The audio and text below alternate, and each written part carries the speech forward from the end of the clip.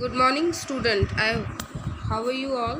I hope you all are very happy and safe at your home. Today we will start a new chapter of accountancy, basic accounting term. Before starting this chapter, I hope आप सबने first chapter के notes prepare कर लिए होंगे. Send me those notes on Wednesday positively on my personal number so that I can keep your record. Okay, now we will start a new chapter, basic accounting term. Student, it is a very important chapter because it is related to the terminology of accountancy. ये बहुत ही एक important chapter है accountancy का, जो कि आप पूरी accountancy में इसको यूज़ करेंगे, क्योंकि ये अकाउंटेंसी की बेसिक टर्म्स को आप सीख पाएंगे इस चैप्टर की हेल्प से. बेसिक टर्म हर एक सब्जेक्ट की अपनी, या हर एक सब्जेक्ट में जब हम एंटर करते हैं तो उसकी कुछ लैंग्वेज होती है जो सीखना हमारे लिए बहुत ज़रूरी होता है, और जिसको जानने के बाद हम उस सब्जेक्ट से रिलेटेड बहुत सारी चीज़ें जान लेते हैं. तो उसी से रिलेटेड ये जो चैप्टर है बेसिक अकाउंटिंग टर्म का, बहुत ही इम्पॉर्टेंट चैप्टर है. और इस टर्म को जो टर्म्स हम यहाँ पर सीखेंगे, इन सभी टर्म्स को सीखने के बाद आप अकाउंटिंग लैंग्वेज बहुत ईजीली समझना शुरू कर देंगे.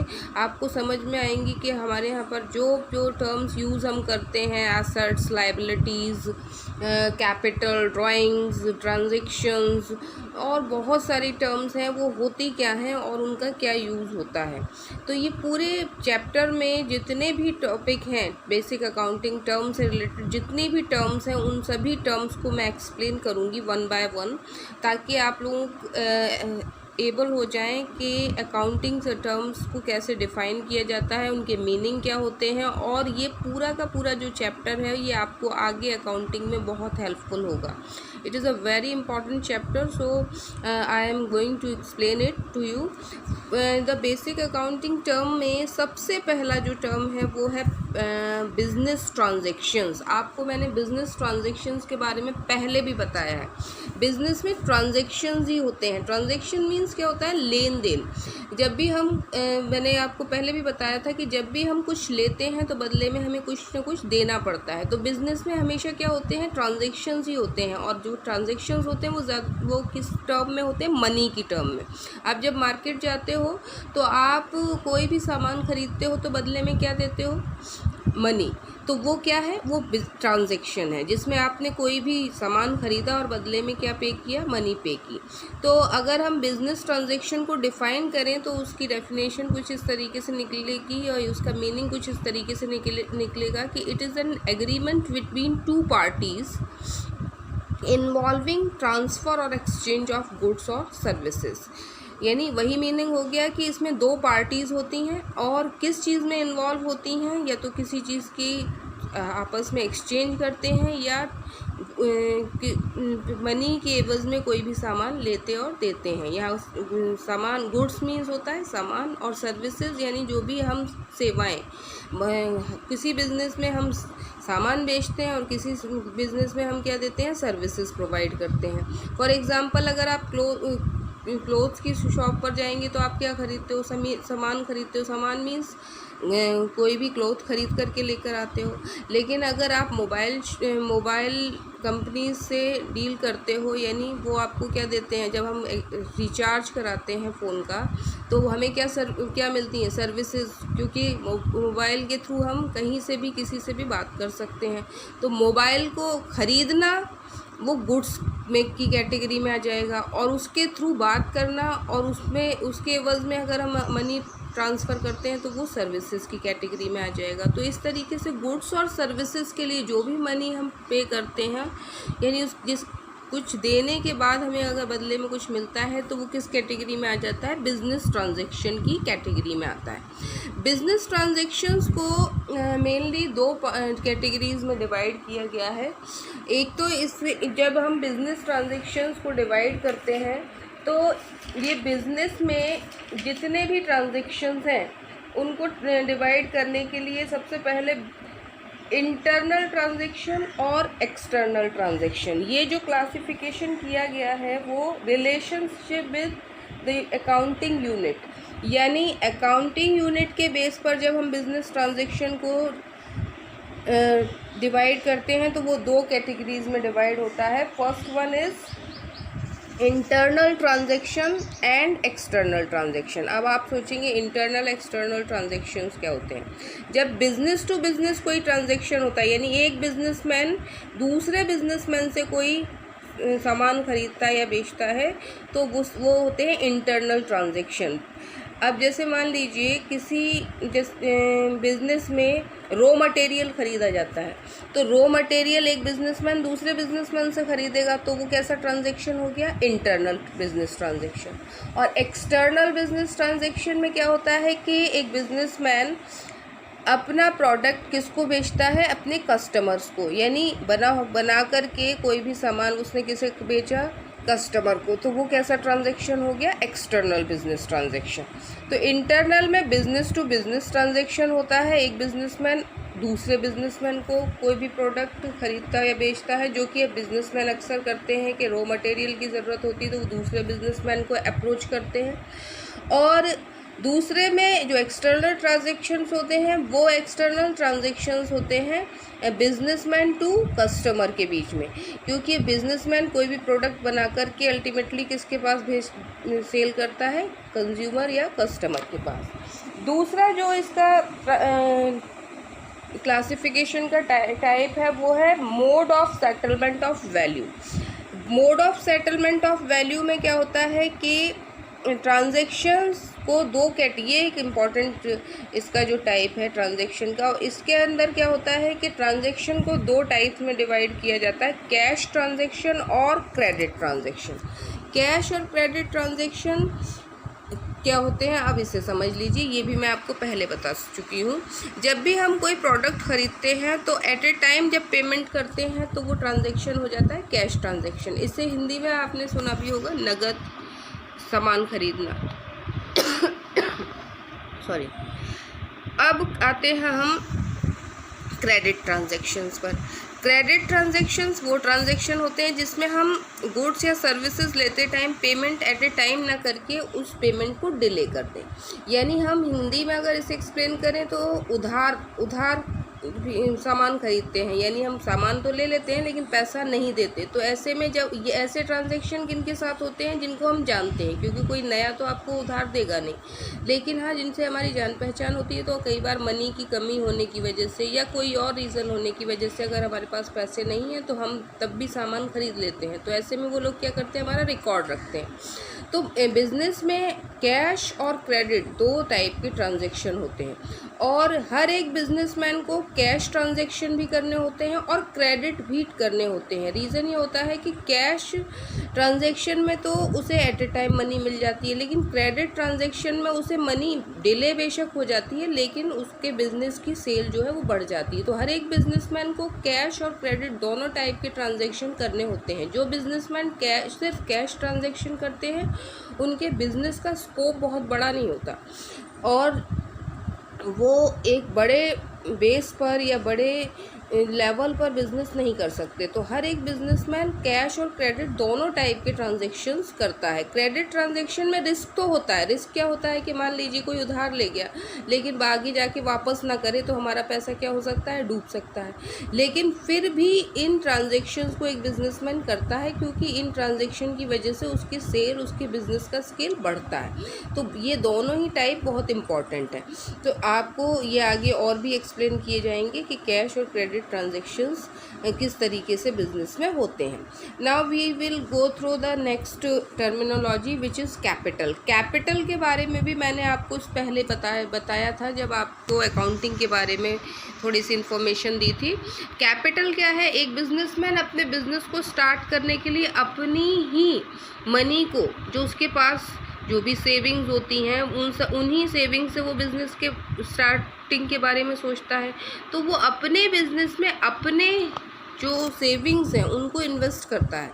अब यहाँ पर सोल प्रोप्राइटरशिप, यानी आप लोग बिज़नेस स्टडीज़ में पढ़ रहे होंगे, सिंगल ओनर जो होता है, जो बिज़नेस स्टार्ट करता है, तो वो जब अपने बिज़नेस में अपना जो भी सेव्ड अमाउंट है उसे इन्वेस्ट करता है, तो वो अमाउंट क्या बोला जाता है बिजनेस लैंग्वेज में, उसे हम बोलते हैं capital. Capital is an amount which is invested by the businessman और owner of the business in their own business. ठीक है, एक बिजनेसमैन अपने ही बिजनेस में अपना पैसा जो लगाता है उसे हम क्या बोलते हैं, कैपिटल बोलते हैं। अब सोल प्रोप्राइटरशिप में अकेला एक ओनर होता है तो वही बिजनेस में कैपिटल इन्वेस्ट करता है। ऐसे ही बिजनेस का दूसरा टाइप होता है पार्टनरशिप। अगर उसमें बिजनेस बहुत सारे पार्टनर्स होते हैं तो वो सब इन्वेस्टमेंट करते हैं। और भी एक बड़ा टाइप होता है बिजनेस का, दैट इज़ कंपनी। कंपनी में बहुत सारे ओनर्स होते हैं, वो सब मिलकर के बिजनेस में मनी को इन्वेस्ट करते हैं। तो ये अलग अलग टाइप होते हैं जिनके बेस पर ओनर बदलते रहते हैं और किसी भी बिजनेस में कैपिटल का अमाउंट भी क्या होता रहता है, बढ़ता रहता है। कैपिटल के बारे में आपको क्या समझना है कि capital is the amount invested in a business by its owner in form of money और एसेट। मनी के फॉर्म में भी वो पैसे लगा सकता है अपने बिजनेस में और एसेट फॉर्म में भी। एसेट यानी कोई भी संपत्ति या कोई एसेट को भी अभी हम एक्सप्लेन करेंगे आगे कि एसेट्स क्या होती हैं।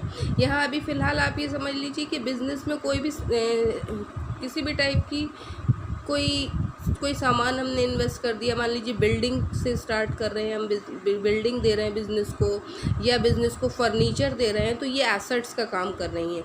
तो ये सभी चीज़ें बिज़नेस को रन करने में हेल्प करेंगी और ये किस टर्म में कन्वर्टेड होनी चाहिए, मनी टर्म में, having a monetary value. It is the liability of business towards the owner. यहाँ पर ये जो लाइन मैंने अभी आपको बताई है, it is the liability of business, तो इसको ज़रूर समझें।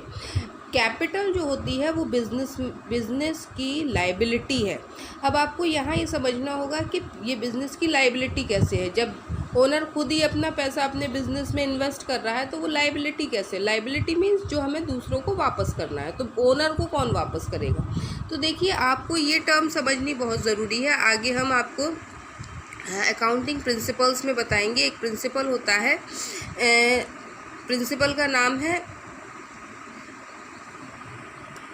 Business entity principal. Business entity principal क्या होता है? बिजनेस एंटिटी प्रिंसिपल के according the entity of business and businessman both are separate from each other. यानी बिजनेस और बिजनेसमैन की एंटिटी और या पहचान जो होती है वो एक दूसरे से अलग होती है। दोनों एक नहीं माने जाते बल्कि दोनों को हम अलग अलग मानते हैं। इसी प्रिंसिपल के बेस पर बिजनेस में कैपिटल को भी एक लाइबिलिटी माना गया है। और कैसी लाइबिलिटी माना गया है? इंटरनल लाइबिलिटी मीन्स एक बिजनेस को की ये रिस्पॉन्सिबिलिटी है कि एक उसके बिजनेसमैन ने जो भी उसके अंदर इन्वेस्ट किया है उस अमाउंट को वो सेफ रखे और उसे इंक्रीज़ करता रहे। यानी एक बिज़नेस की ये लाइबिलिटी है कि जो भी अमाउंट उसके ओनर ने उसे दिया है उस अमाउंट को में प्रॉफिट को बढ़ाते रहें और उसकी कैपिटल उस प्रॉफिट के थ्रू क्या होगी, बढ़ेगी। यानी जब भी कभी बिज़नेस का एंड होगा तो इतनी रिस्पॉन्सिबिलिटी बिज़नेस की बिजनेसमैन के लिए होनी चाहिए कि जितना अमाउंट उसने स्टार्टिंग में इन्वेस्ट किया था उतना एटलीस्ट उसे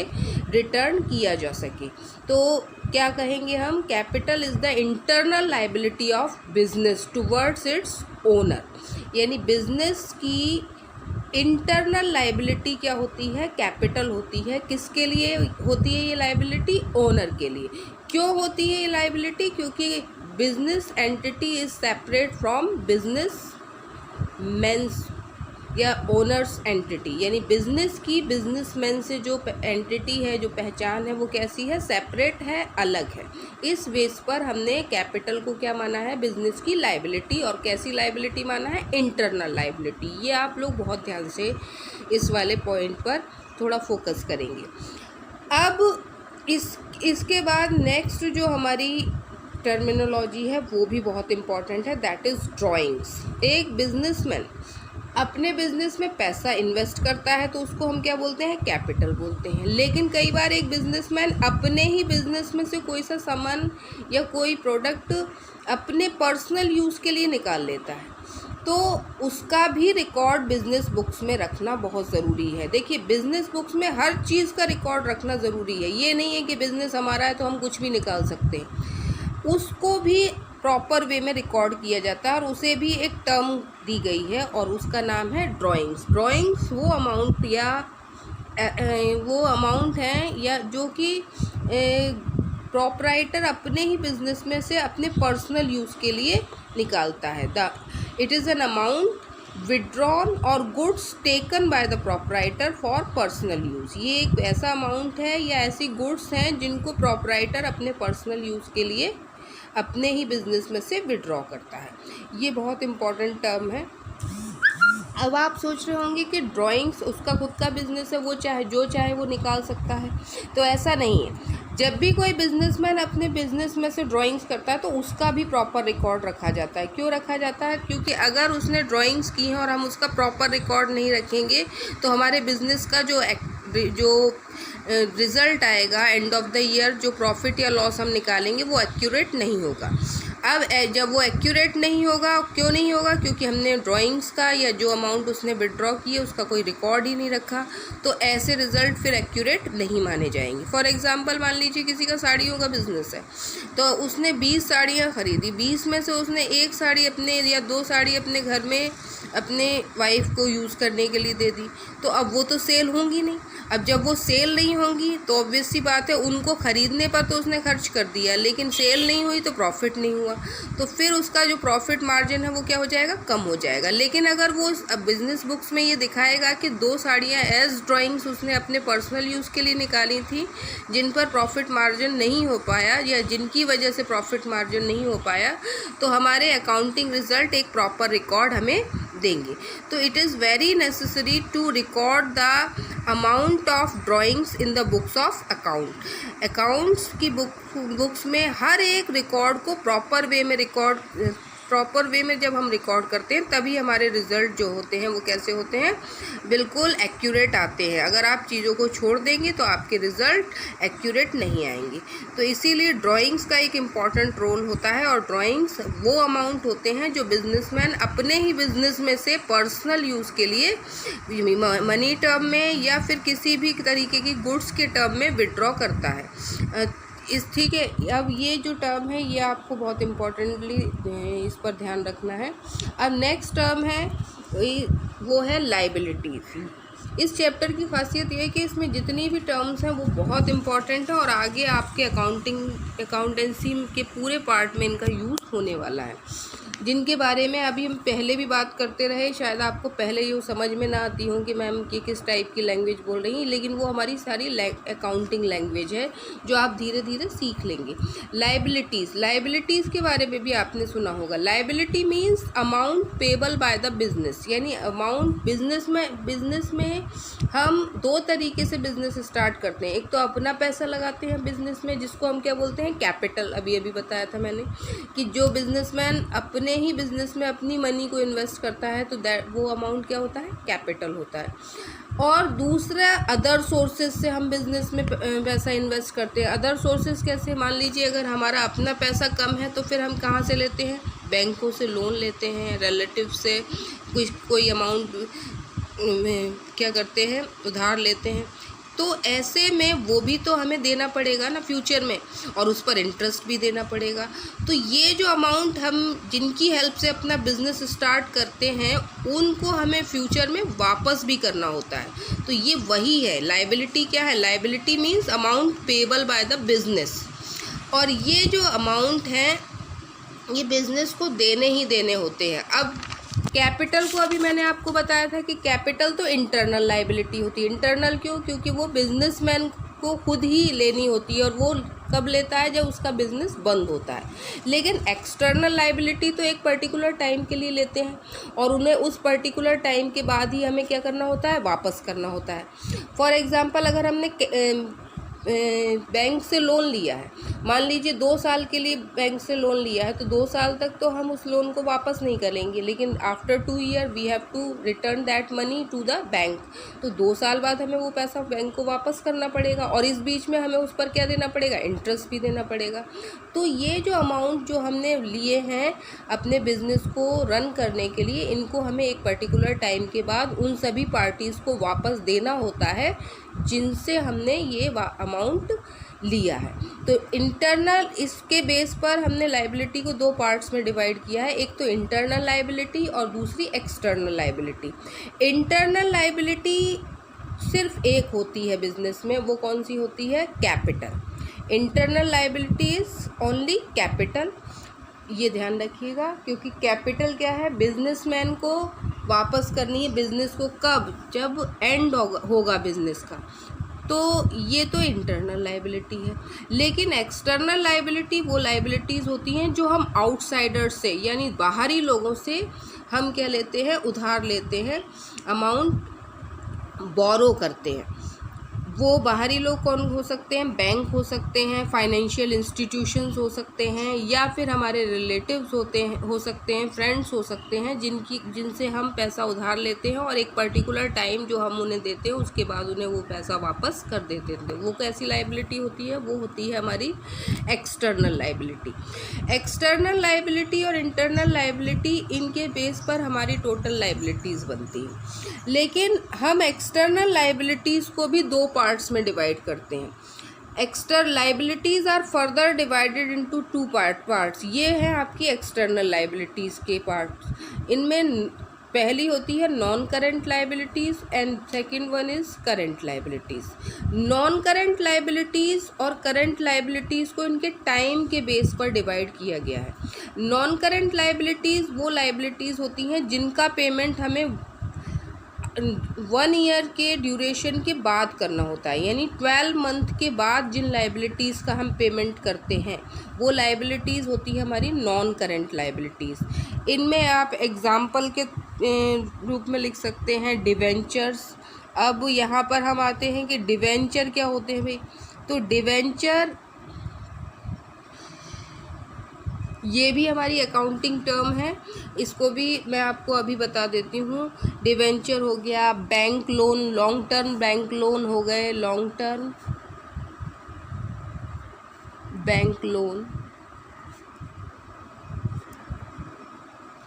डिवेंचर्स क्या होते हैं? डिवेंचर होते हैं कि कंपनी अपने बाहरी लोगों से जब उधार लेती है तो उसका पेमेंट बहुत लंबे टाइम में दो साल, 4 साल, 5 साल, 10 साल बाद वापस करती है। तो ये जो डिवेंचर्स हैं इनका पूरा एक टर्म है, बहुत बड़ा एक्सटेंडेड फॉर्म है जिसको हम आगे एक्सप्लेन करेंगे। बस अभी आपको सिर्फ इतना समझना है कि डिवेंचर हमारी कैसी लायबिलिटी होती है? नॉन करेंट लायबिलिटी, यानी इनका पेमेंट हमें 1 साल से ज़्यादा टाइम के बाद करना पड़ता है, और कई बार 10 साल, 12 साल, 8 साल, 10 साल, बहुत लंबे टाइम के लिए ये लायबिलिटी हम लेते हैं और इनका पेमेंट करते हैं। ऐसी बैंक लोन जो 1 साल से ज़्यादा के बैंक लोन होते हैं वो कैसे? लॉन्ग टर्म या नॉन करेंट लायबिलिटीज़ की कैटेगरी में आते हैं। तो इस तरीके से ये सब जो लायबिलिटीज़ है जिनका बस आपको इतना ध्यान रखना है इसमें नॉन करेंट लायबिलिटीज़ में, those liability which are payable after 1 year are known as non current liabilities. जो जिन लायबिलिटीज़ का पेमेंट हमें 1 साल या 12 मंथ के बाद करना है वो सभी किस कैटेगरी में आ जाएंगी? नॉन करेंट लायबिलिटीज़ की कैटेगरी में।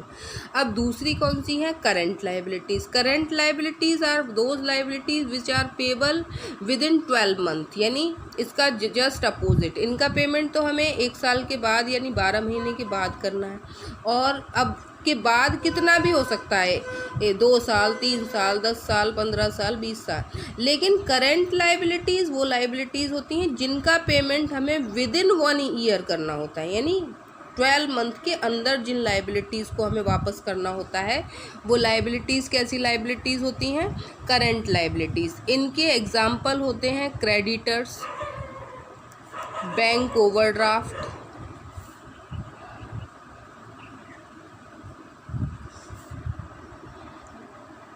ये कुछ मेन एग्जाम्पल मैंने लिखे हुए हैं। इसमें और भी बहुत सारे एग्जाम्पल हो सकते हैं, जैसे बिल्स पेबल या अदर भी बहुत सारे एग्जाम्पल हो सकते हैं। यानी आपको हमें सिर्फ समझना क्या है? हमें समझना ये है कि ये वो लायबिलिटी हैं जिनका पेमेंट हमें विद इन 1 ईयर करना है। विद इन 1 ईयर यानी 12 महीने के अंदर। फॉर एग्जांपल जब बिजनेस में ट्रांजैक्शन होते हैं, अब हम इसे एसोसिएट करते हैं हमारी फर्स्ट टर्म से, यानी बिजनेस ट्रांजैक्शन से। बिजनेस ट्रांजैक्शन में हम कोई भी सामान खरीदते या बेचते हैं, तो एक बिजनेसमैन दूसरे बिजनेसमैन से जब खरीदता है तो ऐसे में जो दूसरा बिजनेसमैन है उससे हम कैश में भी ट्रांजैक्शन कर सकते हैं और क्रेडिट पर भी। ट्रांजैक्शन के टाइप बताए थे ना मैंने आपको, कैश होते हैं और क्रेडिट भी। तो बिजनेसमैन दूसरे बिजनेसमैन से भी तो क्रेडिट पर खरीद सकता है। तो मान लीजिए उसने रॉ मटेरियल उधार खरीदा, क्रेडिट पर परचेज़ किया, तो उसका वो पेमेंट डिले करेगा, 1 महीने के लिए डिले करेगा, 2 महीने के लिए, ज़्यादा से ज़्यादा डिले करेगा 12 मंथ के लिए, यानी विद इन 12 मंथ वो उस पैसे को वापस करेगा, क्योंकि दूसरे बिजनेसमैन को भी अपना बिजनेस रन करना है। तो ऐसे में जब वो अपने लिए हुए पैसे, जो भी उसने गुड्स क्रेडिट पर परचेज़ की हैं, उनका पैसा वो विद इन 1 ईयर क्या करता है, वापस करता है। तो ऐसी लाइबिलिटी कैसी हो जाती है, करंट लाइबिलिटी हो जाती है। और जो उधार उसने लिया है उसे वो वापस कर रहा है किसे, अपने क्रेडिटर को। क्रेडिटर कौन है, जिससे उसने लिया है। मान लीजिए ए ने बी से क्रेडिट पर परचेज़ किया है, तो ए के लिए बी ए के लिए क्या होगा, उसका क्रेडिटर, यानी उसे वापस करना है पैसा, और विद इन 1 ईयर उसे वापस करना है। तो वो कैसी लाइबिलिटी की कैटेगरी में आ जाएगा, करंट लाइबिलिटी कैटेगरी में। तो इस तरीके से हम देखते हैं कि जिन लाइबिलिटीज़ का पेमेंट हमें 1 ईयर से ज़्यादा के टाइम ड्यूरेशन में करना है तो वो नॉन करंट लाइबिलिटीज़ हैं, और जिन लाइबिलिटीज़ का पेमेंट हमें विद इन 1 ईयर करना है वो लाइबिलिटीज़ कैसी लाइबिलिटीज़ हैं, करंट लाइबिलिटीज़। इनके एग्जाम्पल हैं क्रेडिटर्स, बैंक ओवरड्राफ्ट, जिनको हम आगे भी एक्सप्लेन करेंगे कि ये क्या होते हैं, तब आपको और ये अच्छे से समझ में आएंगे। तो आज के लिए ये इतनी ही टर्म्स हैं जिनको मैं एक्सप्लेन कर रही हूँ। इनको आप अच्छे से ध्यान से समझने की कोशिश करें, और ये टर्म बहुत इम्पॉर्टेंट है इस चैप्टर में। तो ये इसलिए ये भी ध्यान रखें कि इनको हम साथ के साथ समझते रहें और इनके नोट्स भी प्रिपेयर करते रहें। बस आज के लिए इतना ही। Thank you and have a nice day.